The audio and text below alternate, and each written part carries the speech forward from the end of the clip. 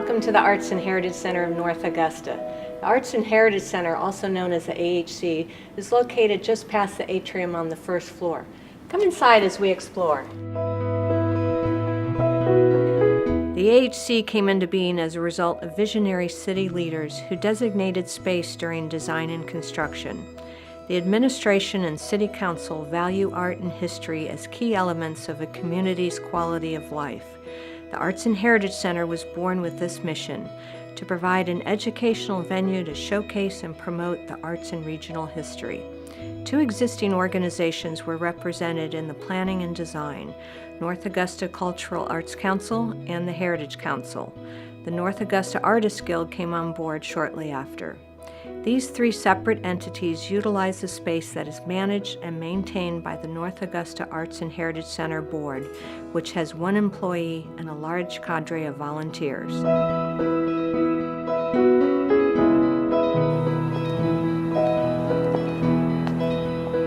We hope you enjoy this unique place.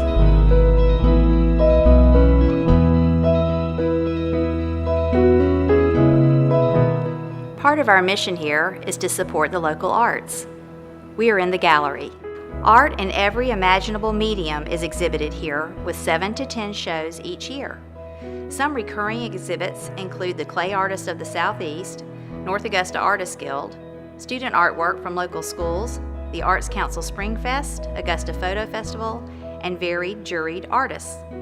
Annual events like Spring Fest had 82 selected pieces from 44 regional artists in the competition.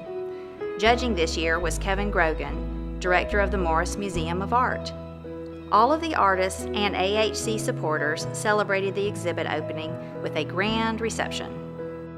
Another important event is the North Augusta Cultural Arts Council Student Art Show. And as a former art teacher, I can tell you just how thrilling it is for a student to have a piece selected to be in that exhibit. For this prestigious exhibit, several hundred pieces of student art, from kindergarten to high school senior, are selected by their art teacher for display and competition. After family and friends proudly view the show, winners are announced at a reception. Here in our upstairs gallery, we feature art and history. We focus on individual topics or artists, such as our local syndicated editorial cartoonist, Rick McKee. On Tuesdays, local artists meet here to collaborate and to learn from folks like Thomas Needham. In the past, they didn't have a place to exhibit, but now they have this wonderful venue where they can showcase their art for the entire CSRA.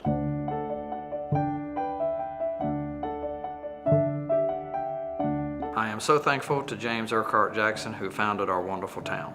Growing up in Augusta, he followed through on a boyhood dream to build a city on that hill across the Savannah River.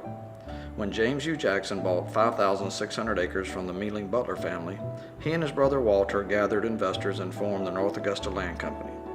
One of the first projects was construction of a bridge across the river. In 1906, the town was chartered by the state of South Carolina. The planned development is seen on the Beck map.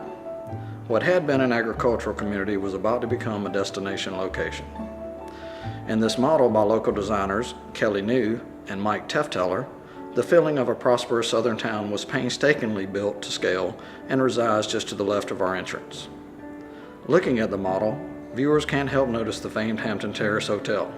Jackson and his cohorts built the famed inn as a storied respite for the wealthy northerners who wintered in the South. The hotel was the largest wooden structure in the world at the time. Famous names like Firestone and Robert Todd Lincoln are noted in the registry. Golf, hunting, socializing, dining, and revelry with friends was part of the daily agenda for guests. Ladies often enjoyed afternoon tea. It is my joy to reside in what was known as the Boatwright Tea Room, here in blue in the model. Not only our home, but many of the homes still stand today. The small house on West Avenue, known as Singing Hills Antiques, was the first school and later the first Baptist church around the turn of the century. Of course, the grand home of James U., Rosemary Hall, still serves as a residence and bed and breakfast, along with Walter's home, Lookaway Inn, at the apex of Georgia and Carolina Avenues. Unfortunately, the dreams and other endeavors went up in flames when the Hampton Terrace burned on New Year's Eve in 1916, leaving Jackson financially incapable of rebuilding.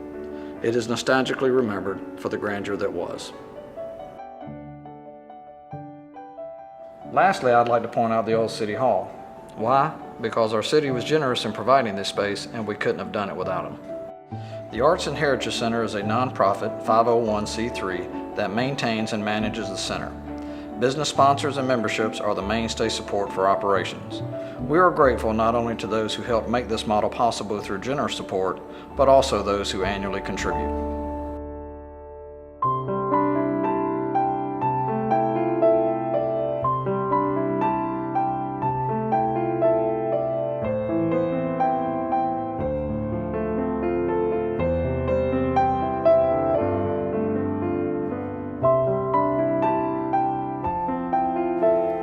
Welcome to Rivers, Rails, and Roads.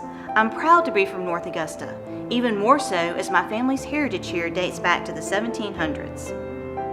My grandfather, Hammond Burkhalter, instilled in me a love of local history, so I am glad to share about our interpretive exhibit.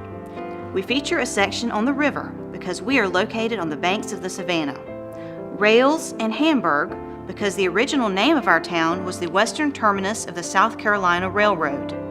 Roads, because upstate roads converged onto Martintown Road.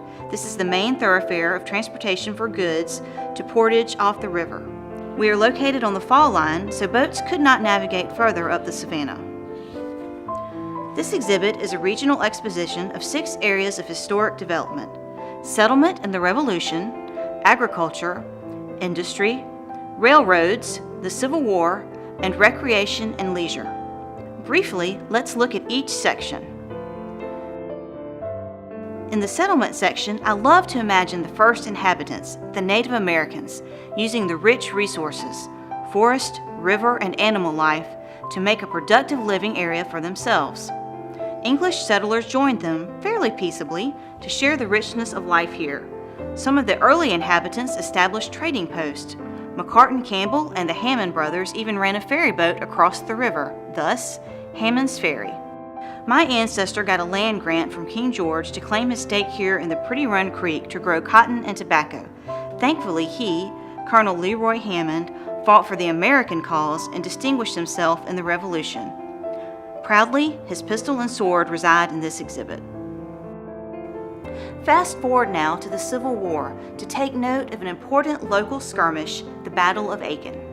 In February of 1865, in one of the final victories for the Confederates, Major Wheeler's cavalry was able to attack the Union forces as they approached and caused them to retreat to Montmorency, where infantry joined them. Having taken more than 90 prisoners, the Union troop retreated.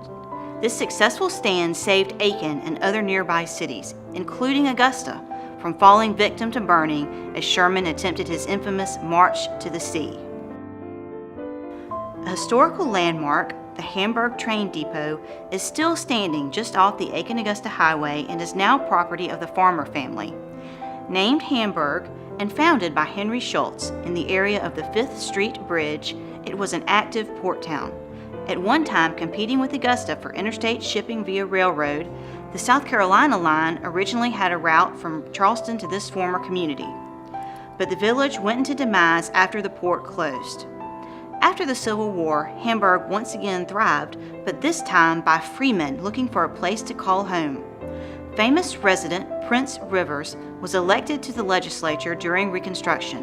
When redistricting occurred and we were separated from Edgefield District to become our own county, he gave us the name Aiken County in honor of William Aiken, who had been the president of the railroad. The Arts and Heritage Center was fortunate to be awarded this exhibit after it was relocated.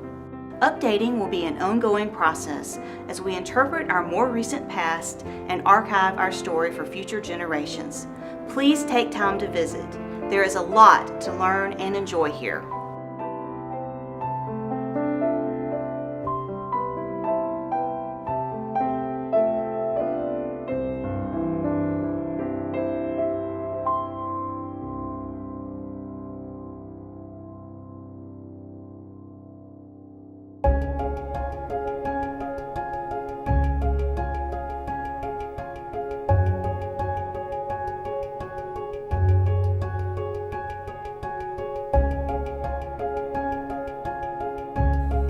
As a local artist, one of the rewarding aspects of the center is the gift shop. because it gives me the opportunity to market my creations locally. The artist gets 70% of the sale price of the item. Bonus, there's no sales tax in the shop. As a customer, you have a huge selection of items from marble bookmarks to South Carolina palmetto plates by local artist Cheryl Wiggins. Each item is one of a kind and made by someone like me, a local artist. There are documentaries on DVD, CDs by local musicians such as Henry Wynn, and of course, local jellies and sauces for snacking. Cookbooks are favored items such as the one by Jim Harrison. Donna Cooper, who manages the shop, goes to market and does supplement with a few items that have seasonal appeal. The ladies in the shop are happy to gift wrap for you. And let me mention prints and framed art are also available. Please come shop with us. We have given you glimpses of the rich treasures found within the Arts and Heritage Center. Fascinating art, beautiful gifts, and a wealth of knowledge of the history of our region. Exhibits in the AHC galleries change frequently, so visit often and remember that admission is free. We hope to see you soon.